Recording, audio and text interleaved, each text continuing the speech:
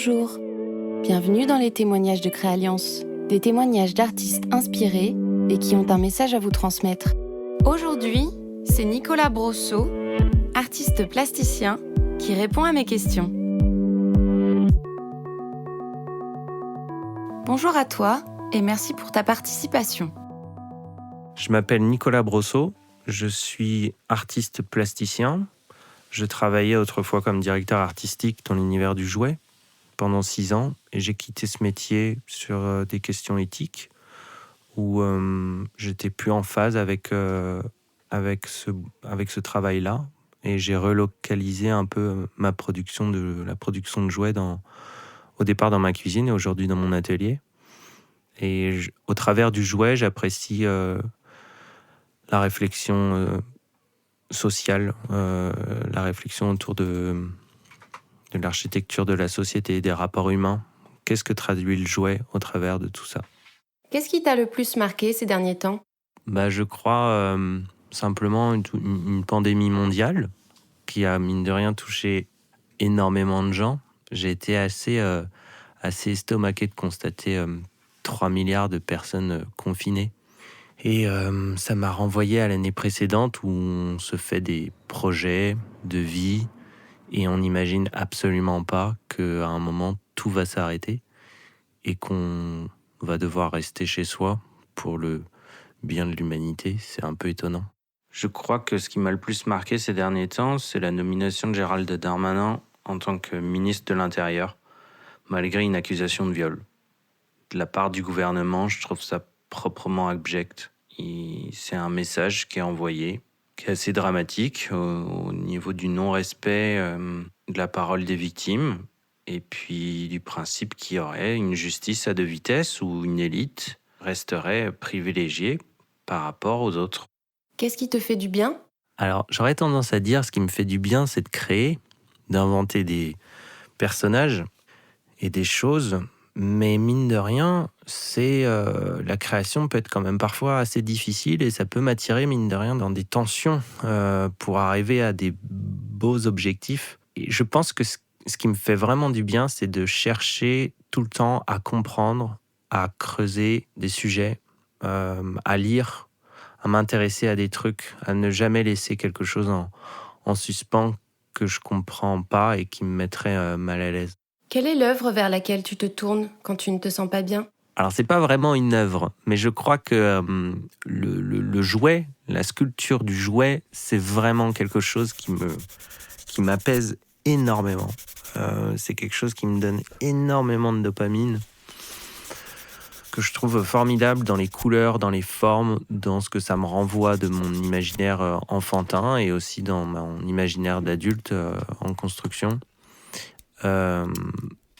C'est autant dans la recherche de l'objet que dans la trouvaille, que dans le constat, que dans la collection et l'accumulation. Pour moi, l'univers du jouet est très très apaisant. T'es-tu découvert une nouvelle passion dernièrement ? La nouvelle passion que j'aurais pu me découvrir ces derniers temps, ça serait peut-être éventuellement le chant. Étant donné que j'ai été confiné tout seul dans une maison complètement vide, avec pas de voisins, face à la mer, je savais que j'étais vraiment tout seul et que du coup, je pouvais pousser la voix comme je le voulais, à savoir dans le mal, donc à hurler quand je ratais mon projet artistique, ou alors dans le bien, pour le coup, à chanter. Et c'était vraiment agréable d'entendre sa voix sans aucune gêne, sans aucun blocage, juste le plaisir de chanter comme ça. C'est quelque chose que j'ai envie de creuser un peu plus, la musique. Comment la vie a-t-elle repris pour toi depuis le déconfinement ? La vie a repris vraiment sur les chapeaux de roue, je dois dire.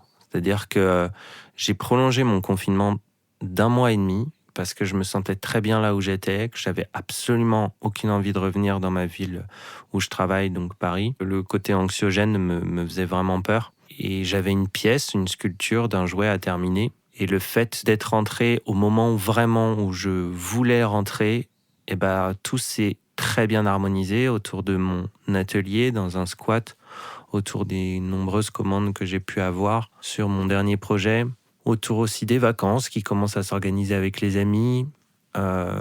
C'est vraiment un bon retour d'après-confinement.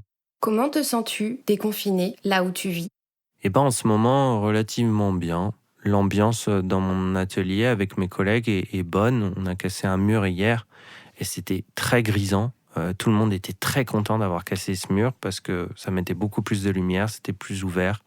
Et on était bien tous ensemble, dans une bonne ambiance, dans une bonne énergie. J'ai quand même hâte de partir de la ville où je suis, de Paris, pour essayer de travailler ailleurs, de rencontrer d'autres gens, d'être plus proche de la nature. Mais pour l'instant, ça va plutôt bien. Y a-t-il autre chose que tu aimerais partager avec nous aujourd'hui? Au niveau de mon travail, j'ai fait un exercice il y a 1 an de post-rationalisation, donc qui est le principe d'essayer de théoriser son travail après l'avoir exécuté, théoriser son travail plastique après l'avoir exécuté. Et c'est là où j'ai pu constater que mes personnages étaient vraiment empreints d'un conditionnement sociétal et culturel lié au rôle qu'ont les hommes et qu'ont les femmes dans notre société. Et que mes personnages étaient tous très monstrueux, belliqueux, musclés, en armure, virils. Cette question de la virilité, elle est capitale dans mon travail parce que j'ai grandi avec des héros que j'ai découverts au final sexistes ou harceleurs. James Bond, Indiana Jones sont vraiment pas des modèles finalement. Et ou Batman, qui est une personne extrêmement froide qui contient toutes ses émotions. Donc on apprend à l'homme à contenir ses émotions, à ne pas partager ce qu'il ressent. Et je crois que ça m'a beaucoup affecté en grandissant. Et mes jouets me permettent d'exprimer ça, me permettent de dépasser ce carcan viriliste de ce qu'on attend de l'homme. Il y a beaucoup de réflexions autour de la prise de conscience. Quand l'armure disparaît, quand le masque tombe, quel est l'homme derrière? Pas l'homme seulement en tant que genre, mais en tant qu'être humain. Quelles sont les émotions qu'il a envie de communiquer, mais pour lesquelles son rôle dans la société l'empêche de le faire? Merci encore pour ta participation. À très vite.